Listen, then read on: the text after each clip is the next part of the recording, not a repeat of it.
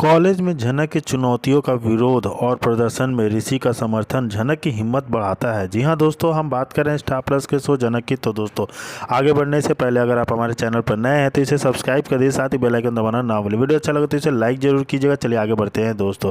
Episode में झनक के कॉलेज जीवन में नए संघर्ष और भावनात्मक पल प्रमुख है। इस एपिसोड में झनक का सामना एक बार फिर मुश्किलों से होता है, लेकिन उसके आत्मविश्वास और आसपास के सपोर्ट के कारण वह डटी रहती है। आइए विस्तार से जानते हैं। कॉलेज में झनक की चुनौती और विरोध का प्रदर्शन शुरू होता है। एपिसोड की शुरुआत कॉलेज में के पहले दिन से होती है, जहां झनक कॉलेज पहुंचती है और महसूस करती है कि उसके खिलाफ कई साजिशें हो रही हैं। कॉलेज के डीन ने उसे हॉस्टल रूम देने से मना कर दिया है, जबकि कुछ लोग उसे कोलकाता में एडमिशन नहीं दिलवाना चाहते हैं।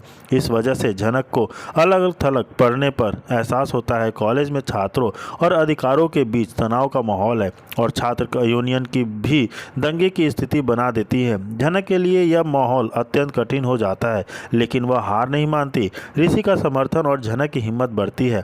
इस मुश्किल समय में ऋषि झनक का कुशल और भावुक समर्थन करते हैं। वह कॉलेज प्रशासन से बात करते हैं और झनक के लिए हॉस्टल की व्यवस्था सुनिश्चित कराने का प्रयास करते हैं। ऋषि झनक से कहते हैं कि वह उसकी पढ़ाई के लिए किसी भी हद तक जाएंगे और उसे अभी अकेला नहीं छोड़ेंगे। झनक की ऋषि की इस हिम्मत और समर्थन से मजबूती पाती है। दोनों के बीच कुछ इमोशनल संवाद होते हैं जो उनके रिश्ते की गहराई को दर्शाते हैं। ऋषि झनक को आश्वस्त करते हैं कि आने वाले दिनों में वह हर तरह की बाधाओं से पार पाएगी।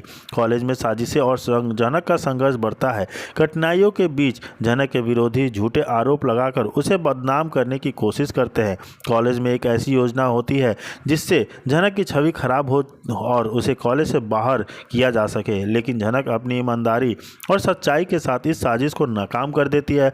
वह अपने खिलाफ लगाए गए आरोपों का डटकर सामना करती है और कॉलेज प्रशासन को अपनी सफाई देती है। इस भाग में झनक की हिम्मत और आत्मविश्वास साफ दिखते हैं, जो उसे सभी को प्रभावित करता है। प्रयोग में झनक का प्रदर्शन शुरू होता है। एपिसोड के अंत में कॉलेज में एक प्रतियोगिता रखी जाती है, जहां झनक को अपनी प्रतिभा और काबिलियत दिखाने का मौका मिलता है। वह इस प्रतियोगिता में बढ़ चढ़कर हिस्सा लेती है और अपनी योग्यता से सभी को चौंका देती है। उसका प्रदर्शन उसकी क्षमता और आत्मविश्वास का परिचय बताता है। ऋषि और कॉलेज में अन्य लोगों को समर्थन उसे प्रेरित करता है कि वह अपने सपनों को हासिल करने के लिए पूरी मेहनत करे। भविष्य की झलक घटनाओं का संदर्भ दिखाता है। इस एपिसोड के पीछे की कहानी में अनिरुद्ध और अर्शी की हल्दी सेरेमनी में दौरान अर्शी का अचानक बेहोश होना झनक के प्रति सृष्टि का रुख और ऋषि के लिए दिखाई देता है। जी हाँ दोस्तों, यह बात बहुत ही ज़्यादा दिखाई देने वाला। ऋषि झनक को वह सच्चाई बताने की कोशिश करता है जो अभी झनक तक पूरी तरह से नहीं जान पहुंची है। यह सब कहानी को आगे एक नए मोड़ पर ले जाता है, जहां झनक और ऋषि की ज़िंदगी में कई बदलाव आने वाले हैं नवंबर में। जी हाँ दोस्तों, जिससे जीवन की जहद सपोर्ट नेटवर्क को प्रमुखता देता है। कॉलेज की चुनौतियां नकारात्मक परिस्थितियों का सामना करते हुए भी झनक अपनी मंजिल की ओर बढ़ती है। इस दौरान ऋषि का साथ, झनक की आत्मगौरव की लड़ाई और आने वाले ड्रामे की संभावना इस एपिसोड को भावुकता और उत्सुकता से भर देता है। इस विस्तृत विवरण में झनक के 2 नवंबर वाले एपिसोड में कहानी का पूरा भाव और घटनाओं की जटिलता समझ में आती है। यह एपिसोड दर्शकों के लिए काफ़ी मनोरंजन और मनोवैज्ञानिक रूप से मजबूती साबित होता है। जी हाँ दोस्तों, इससे पहले अगर आप हमारे चैनल पर नए हैं तो इसे सब्सक्राइब कर दीजिए, साथ ही बेल आइकन दबाना ना भूलें। वीडियो अच्छा लगे तो इसे लाइक जरूर कीजिएगा। चलिए आगे बढ़ते हैं दोस्तों। जैसा कि हम देख रहे हैं कि कॉलेज में मच जाता है हड़कंप। झनक की जान को आया खतरा तो आयुष ने बचा लिया झनक की जान, तो वहीं ऋषि को लगेगा एक बहुत बड़ा झटका उसे देखकर दूसरे के बाहों में। यहाँ दोस्तों, सीरियल झनक की कहानी में आ चुका है इंटरेस्टिंग ट्विस्ट। शो के में देखने को मिल रहा है कि यहाँ पर झनक कॉलेज में पहले दिन ही मीडिया और स्टूडेंट के साथ मिलकर आवाज़ उठाती हुई नजर आती है कि उसे अभी हॉस्टल में जगह मिलना चाहिए, क्योंकि यह सब झनक बिल्कुल भी नहीं चाहती है कि उसको कॉलेज में जगह मिले, एडमिशन मिले और उसको हॉस्टल में जगह मिले। उसे रहने के लिए इतना अच्छा रैंक, इतना मेहनत करने के बावजूद वो मीडिया वालों से कहती है कि इतना मेहनत करने के बावजूद भी मुझे अगर हॉस्टल में नहीं मिल रहा तो इसके पीछे क्या राज हो सकता है।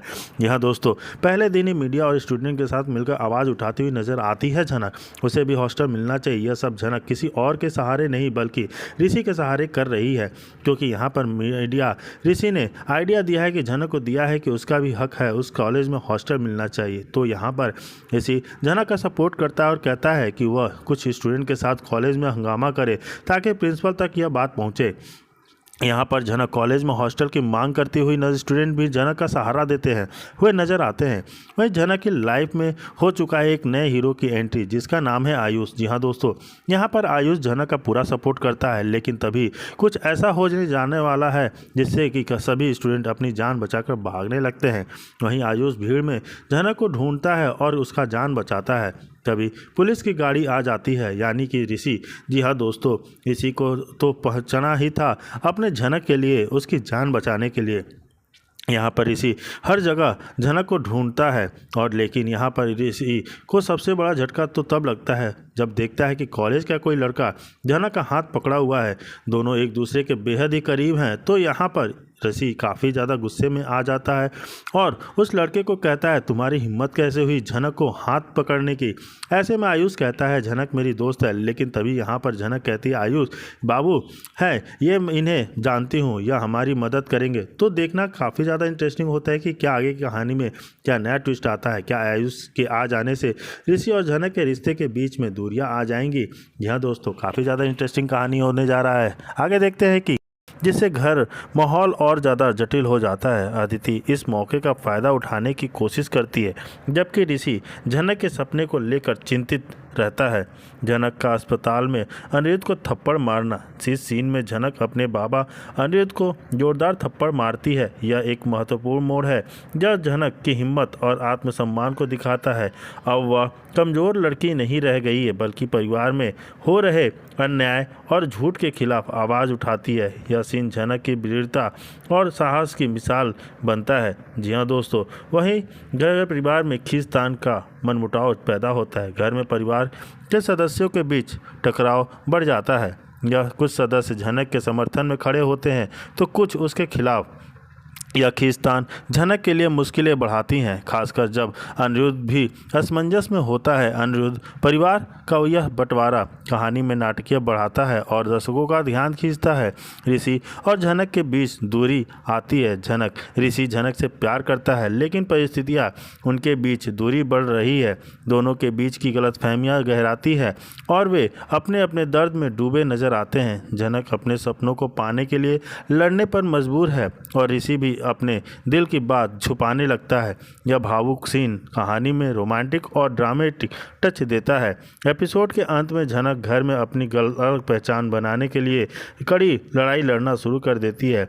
वह कमज़ोर लड़की नहीं, बल्कि एक मजबूत और आत्मनिर्भर महिला के रूप में उभरती है।